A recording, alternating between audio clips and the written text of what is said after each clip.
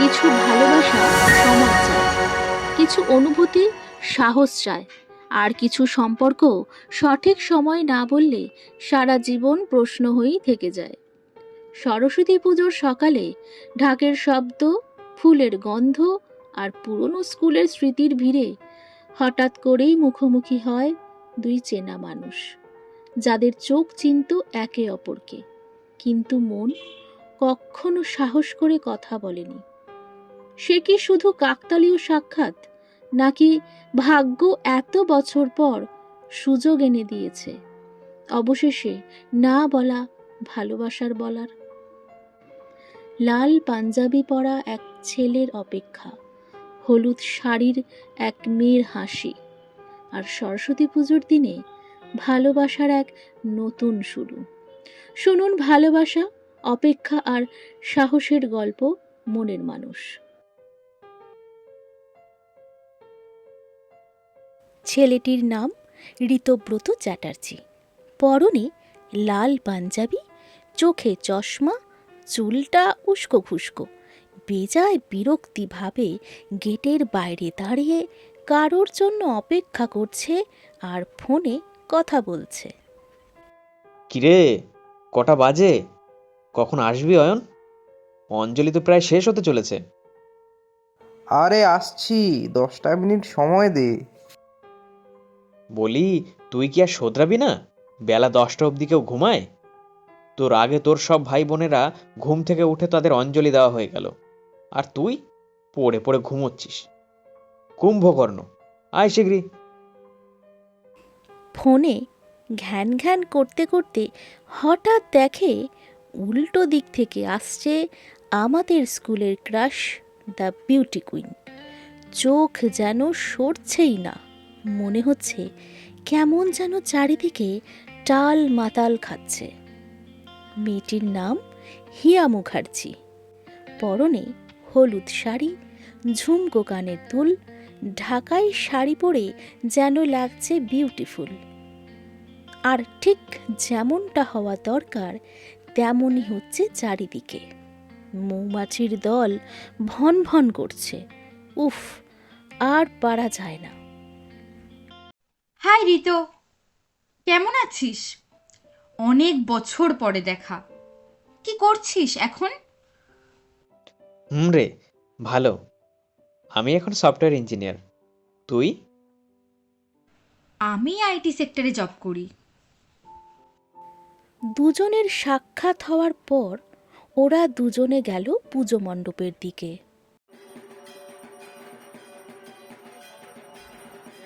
দেখছিস কি সুন্দর সাজিয়েছে স্কুলটা, আর পুজোর মণ্ডপটাও।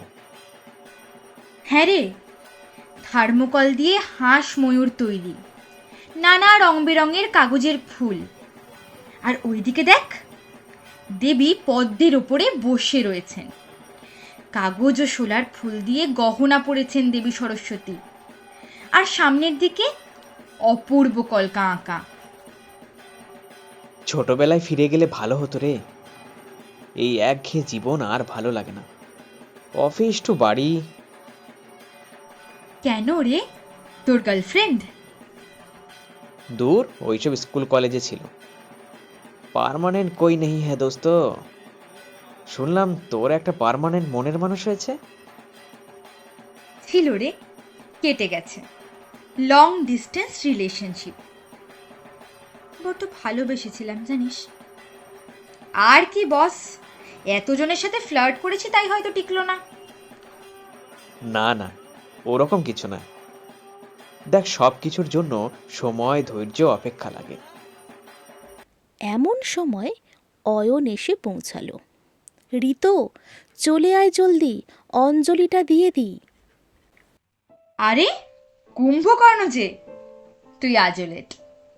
এই ঋতো, মনে আছে তোর প্রিয়ম স্যারের ক্লাসে রোজ লেট হওয়ার জন্য কান ধরে বাইরে দাঁড়িয়ে থাকতো? দিস ইজ নট ফিয়ার হিয়া। ঋতব্রত অয়ন হিয়া হো হো করে হেসে ওঠে।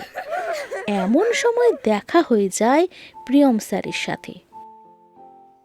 ঋতো, হিয়া, অয়ন, কত বড় হয়ে গেছিস তোরা। আর অয়ন যে আজও নিশ্চয় দেরি করে এসেছিস। কুম্ভকর্ণ অয়ন, দ্য গ্রেট বয়।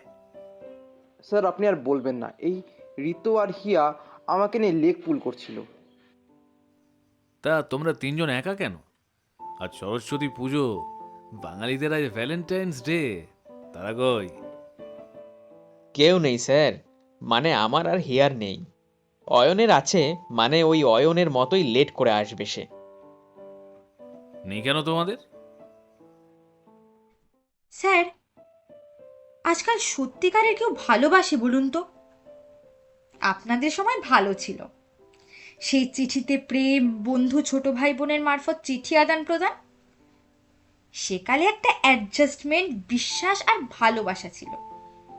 আর আমাদের জেনারেশনটা দেখুন, সন্দেহ, টাইম পাস, এই আর কি। তা তোমার ডান পাশের জন আজকাল জেনারেশনের মতো হলেও মনের দিক দিয়ে সেকেলের মানুষ। হিয়া লাজুকভাবে ঋতব্রতর দিকে তাকিয়ে প্রিয়ম স্যার সবাইকে অঞ্জলি দেওয়ার জন্য ডাকল। এদিকে কানে কানে ঋতব্রতকে বলল, ঋতুস, বলে ফেলো আজকে সিঙ্গেল আছে, আর আজ তো ভ্যালেন্টাইন্স ডে, বলে দাও মনের কথা। এত বাধা কিসের? আমি জানি স্কুল জীবন দিয়ে তুমি ওকে ভালোবাসো, ভয়ে বলতে পারোনি, তো কি হয়েছে, আজ বলে দাও।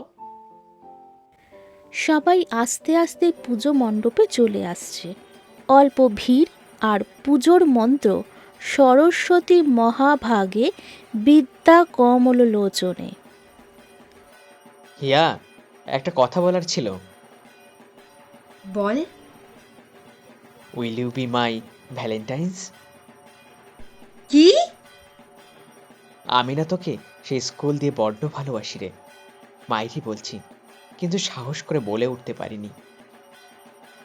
হিয়া কিছু না বলে মন্ত্র বলতে থাকে।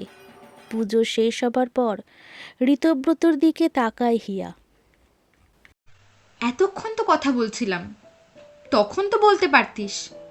অঞ্জলি দিতে দিতে কেউ প্রপোজ করে? মানে আর কি, আজকের দিন তারিখ সময় মন ভালো, তাই বলে ফেললাম। পাগল একটা। আজ বিকেলে যাবি ঘুরতে? হ্যাঁ, যাব। সত্যি? ফ্লার্ট করছিস না তো? এই শোন, ঠাকুরের সামনে দাঁড়িয়ে কেউ মিথ্যে বলে না।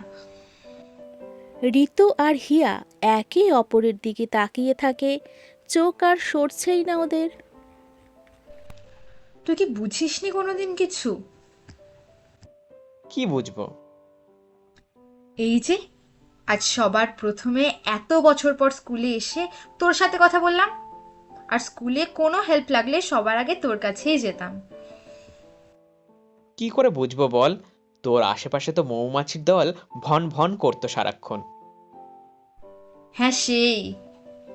তা এখন তো আর কথা বলতে বা বুঝতে কোনো সমস্যা নেই। হ্যাঁ, তা অবশ্য নেই। চা খাবি? এখনো তুই আগের মতো সেই চা প্রেমেই আছিস বল? হ্যাঁ, খাওয়া তো যেতেই পারে, চ তাহলে। ঋতু আর হিয়া একে অপরের হাত ধরে চায়ের দোকানের দিকে হেঁটে চলে। আজ ঋতু খুব খুশি, বহু বছর পর সে তার ভালোবাসার কথা বলতে পারল।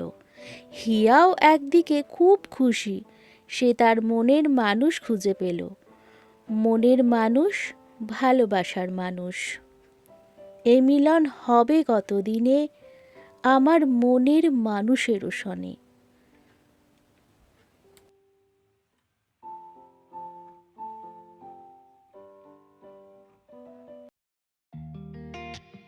আজ আপনারা শুনলেন স্নেহা দাসের লেখা মনের মানুষ।